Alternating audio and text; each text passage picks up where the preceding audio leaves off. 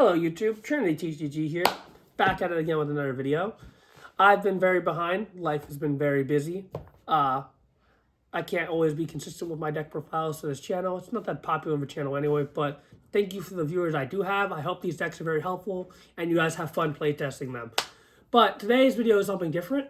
I'm going to do my view on the ban list, and a lot of players for the Digimon ban list this is not scripted, this is just off the top of my head, are very unhappy, which I completely understand. At first, when I first saw the list, I was like, that's it. There's one thing about the list I'm super happy about, but we'll get to that. But I was expecting like a big ban list like we had last time. But I also realized as a player, I'm more on the competitive side.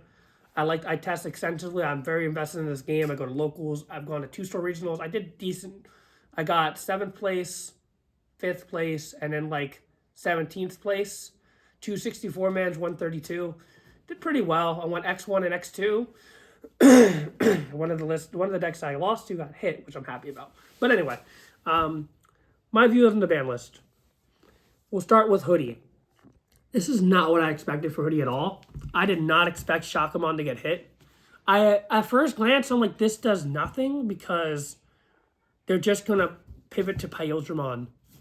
But then I thought about it more, and then I realized, like most players, yeah, both versions of the deck are still playable, but this heavily hurts the control build, so they're more focused on a level 4 focused grinding game with Ryuji and option cards, where they're doing like a control, excuse the cough, I'm getting over a cold. They're focused on like a grind game, like an aggro, like mid-range level 4 rush, while controlling the board with Ryuji and powerful option cards. Which is why I think the deck is going, or you double down on the loop, which I still hate the loop, but I ran like a mid-range like deck that did a little bit of both. But like, you either do the loop and just realize that you're going to be bottom decking stuff, or you get cringe and run like the Wormmon Searcher. And like, you do that, which seems inconsistent, but then again, the egg is green and Hoodiemon's green, so that's not, like, you're paying an extra memory to Digivolve, but I don't think that matters that much. But that's like the first viewpoint I had to the deck, like an early mindset. Overall, I think they hit Hoodie enough because the deck is falling off, in my opinion. It's extremely strong still, don't get me wrong. It's definitely still a top-tier deck. But with TS doing what Hoodie did a turn earlier, and like, we have more protection in the format in terms of TP or minus, like, while the deck is slower, like, EX Machinamon, it's completely, if it gets into it, like, I don't think Hoodie can kill that. Unless they go completely wide, because you can't DP minus it. So, like, they have to kill through that, which they have to draw aggress into, and then they just block. And, like, it can't be deleted about. But, like, I think, like, there's just more. The format's getting faster. We have TS. And obviously, they're not going to hit TS yet because they just released the cards. And there's another set on the horizon. As much as I hate Marukimon, and I think it's, like, the cheapest card in TS, I think Marukimon's annoying. Just being able to, like, punch that many times at the end of turn is just like Digivolving. Homeros, punch him again. Homeros, punch him again. And like the Marukimon deck is also kind of silly. I think this like Venusmon stunning boards is wild. Like, I think we've moved past Hoodie. I think power creep does need to be addressed and the game does need to slow down a bit, I will admit. But I really still enjoy the game and I don't think it's awful. Like, there are definitely worse formats in other TCGs that I've experienced and I'm still having fun. The meta is like really powerful right now. I think the power creep needs to dial it back, and there are things that need to be addressed. And the one thing I'll say about this list as a banter is I'm happy they addressed the loops, making Hoodie inconsistent and hitting Myotismon loop. I am a Myotismon player. You can see this profile that I have 3 deck profiles for Myotismon. I love that deck. I played the loop. I prefer the tribal version because I thought the loop was stupidly toxic and like inconsistent, but like I also forgot that the team are stacked, that they're not playing it for months, and then I like got the ruling right before the event, and I was like, oh yeah, that's crazy. And then I lost at the store regional. I only had 2 losses. At the second one, they were both to the Myotismon loop because I failed to kill both of them because my other Shakamons were in security. I dug through half of my deck, put them at 0. Their last 2 checks were like both the dual tamers. I pass them at 1, and then they go free play Artikedimon, mill the BT3 Mallow, and proceed to loop me for 20 minutes. And it is just very frustrating. Now, loops are fine.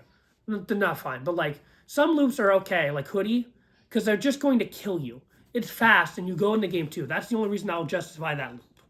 It's not fine for the game. It's very unhealthy, but it doesn't take that long. If they do it, boom, boom, Tuckosaurus, swing again, it's over.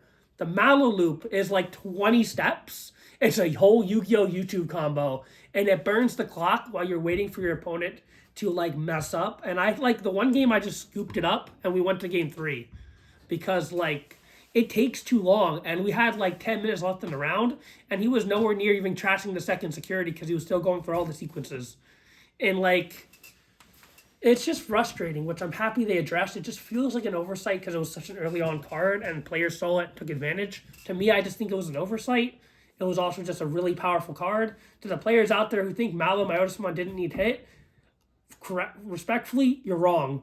Addressing loops is very healthy for the card game. I think Bandai did a great job with that in terms of this list. Someone tell me why they hit Skullbaluchimon in the comments. I'm assuming it's just a tie-in to Dark Animals. My first assumption was Titamon because I saw some lists running it. I actually picked up 3 to try out in Titamon for more consistency. I haven't really tried it yet, but someone knows why the Skullbaluchimon got hit? Let me know. I know the card's really strong, but I wasn't really sure besides Titamon what was abusing it as of right now. Again, there's just a wide deck pool right now. We're in a pretty decent meta after EX11. We got, I think, what, 0-1? I think it took out Hoodie in the finals. I only caught some of the stream, but I think it was, I know Owen bricked round 2. I'm pretty sure I heard he won. I could be entirely wrong, but I got to look at that video again. But I think our meta has moved past Hoodie, and I think these hits are enough to slow it down. I think addressing the Mallow loop was very healthy. It was not something I thought they would do, and I'm very happy they did it. And as for Skullbaluchi, I'm not entirely sure. But the Dark Animal, lastly and finally, the Dark Animal hit, or I think it's warranted. I think Dark Animal has been too good for too long. I don't think it needed hit, but like, there's not a lot of the decks that are using it outside of maybe like Dark Animal Masty that was on the rise recently. Were that crazy? Like Leviamon's been a thing forever. It's been like on and off good. You had Lord Nightmon, which kind of died off after the set released. It was really strong at first, and it just kind of disappeared. We have the Groundmon engine now, and I'm pretty sure they're hitting this preemptively for Plutomon and the TS Slop to sell. Either it's going to be broken with the new stuff coming out, or they're just trying to sell the new engines, which makes sense because so much of purple has just been play best engine, and no one buys the new purple cards, which, in all fairness, why would they when, like, the engine's already freaking good? Like, you have Dark Animal. It's a crazy engine. Free memory, free draw power body. It's what purple's known for. They gotta, like, phase it out and give us something new. In theory, and, like, closing, that is my view for the ban list. I wish it was more. I don't think Groundmon X needs hit at this point. Galamon is kind of phased out. It's not doing anything. It's not a bad deck, but it's like, it feels more fair nowadays than it did. Like, grouping the Rust Guillemon was a lot more stronger than just free play anything and the Guillemon from the trash. Now that the Guillemon with Rust is at 1, I feel like Groundmon X is not that big of a threat. And the floating effect is more fine because it just lets you dig more. You just want to play the draw 2-1 or a searcher. And maybe a rush one if you have it in rotation. Thank you for listening to me banter. I don't know if this was good or not. This is just a new video. I just wanted to do it. These are just my thoughts on the ban list. Everyone has a different view. I think this ban list is okay, simply because it addressed loops and is trying to push the game further so other product sells. I know people were expecting more, especially after the Hoodie meta. And I think that's completely understandable to be disappointed. Anyway, let me know in the comments down below if you like this kind of video. And I'll catch you in the next one. Peace.